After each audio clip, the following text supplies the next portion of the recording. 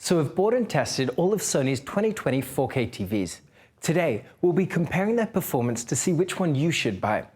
Hi, I'm Daniel from Ratings.com, where we help people find the best products for their needs. Make sure you subscribe to our channel for the latest videos, or check out our website for the full reviews. In this video, we'll start by talking about the Sony brand and their lineup conventions, and then we'll go over the best TV for you, depending on your usage. We'll talk about the best budget model, the advantages provided by a mid-range option, and then go over the best LCD and the best option for dark rooms. As always, this is a simplified overview, and the best TV for you depends on your specific requirements and preferences. Now, the first thing to note is that due to the different interactions of these display technologies with the camera sensor, what you see in the video isn't the same as what I'm seeing in person. These TVs are also offered an angle and are at different heights to the camera. As a result, try not to judge them based on how they look in this video. Instead, look at our test results and measurements that better reflect how they perform in person. Let's get started. If you'd like to skip straight to each section, then see the links in the description down below. Sony releases fewer TVs each year than most other manufacturers. While competing brands discontinue and release refreshes of their whole lineup each year, a few Sony TVs remain current and sold over a couple of years. In this video, we'll only be looking at their 2020 TVs though, because older models are likely to be harder to find. Now, the naming of Sony TVs is quite simple, so it's relatively easy to understand where each model fits in the lineup. There is a slightly different naming convention between different regions though. In this case, we'll be focused on the US ones, but you can check out the description for their equivalents in Europe as well. Now, look for the short model code. In the US, this begins with an X for LCD models or an A for their OLED lineup. There's also a Z series, but these are now their highest-end 8K models. They're very expensive, so we haven't bought these and don't know how they perform, and we don't expect most people to be buying them either simply due to the price. The following numbers indicate a series. Higher tends to be better. For example, their X750 tends to be one of the cheapest 4K models, while the X950 tends to be one of their higher-end LCDs. The last letter indicates the year. H is used for models in 2020. In Sony's OLED lineup, high numbers also usually indicate higher models in the series. This year, they've released the A8H and a special smaller-sized A9S. So with that said, which one should you buy?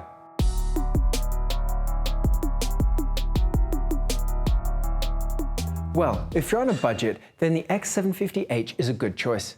It's available between 55 and 75 inches and has a good basic picture quality. It has a VA-type panel, which also performs pretty well when watching in the dark due to the high native contrast ratio. It doesn't support any more advanced features to improve the picture quality further though, like local dimming. It also has an okay brightness, but it isn't really enough to overcome much glare, and while it can play HDR content, it doesn't really have the features to benefit from it and improve the picture quality further.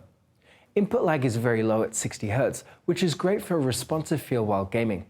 On the whole, it's a decent but basic TV, and like other Sony TVs, it has the Android TV Smart platform. This works well and is easy to use, and while browsing the menus of Android TVs could be painfully slow in the past, it's been improving, so it's a pretty good experience on this TV.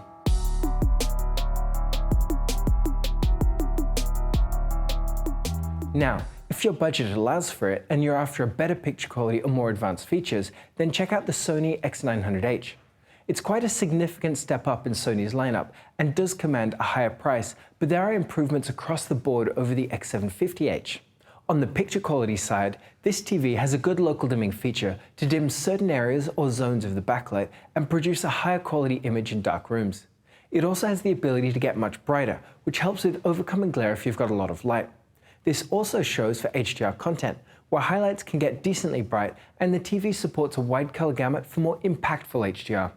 If you're interested in gaming, then the X900H is also Sony's only 2020 model with HDMI 2.1 support for higher bandwidth.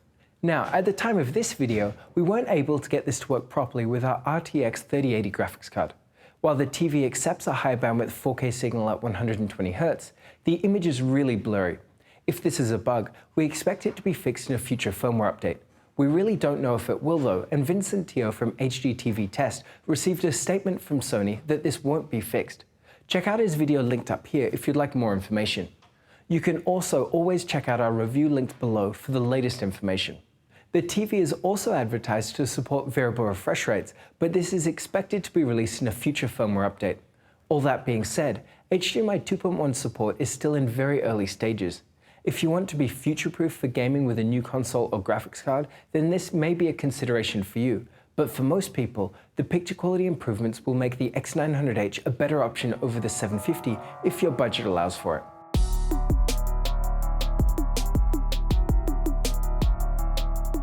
Now, the next step up in Sony's lineup is the X950H. This is a very interesting TV. First thing to note is that it doesn't have the HDMI 2.1 support for potential future-proofing like the X900H does. This might sound a bit strange, but don't worry because it makes up for this in other areas. The most significant difference compared to the X900H is the addition of an optical layer for improved viewing angles. This results in better picture quality when watched at an angle, which may be good for those with wide seating. It also has a better anti-reflective coating, which makes it a better choice for bright rooms due to its better ability to combat direct reflections and glare. It can also deliver a more impactful HDR experience, as it can get brighter and has a bit wider color gamut for more saturated highlights. Overall, it can be a better pick over the 900, especially if you have wide seating. Check out our video comparison between the two if you're on the fence.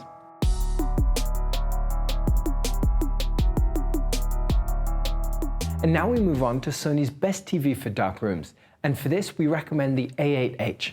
This uses a different type of display technology known as OLED, or Organic Light Emitting Diode.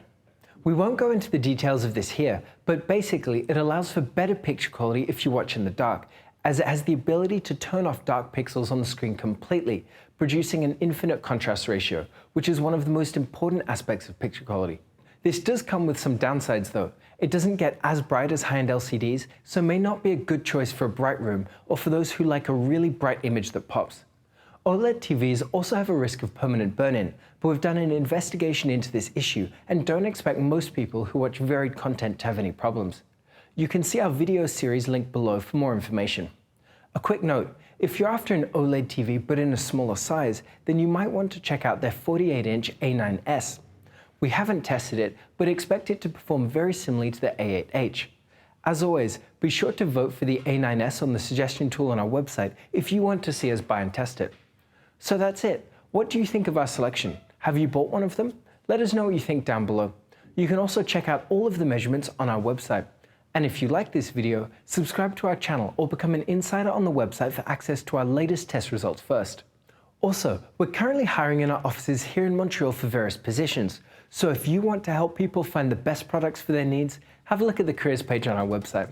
Thank you for watching and see you next time.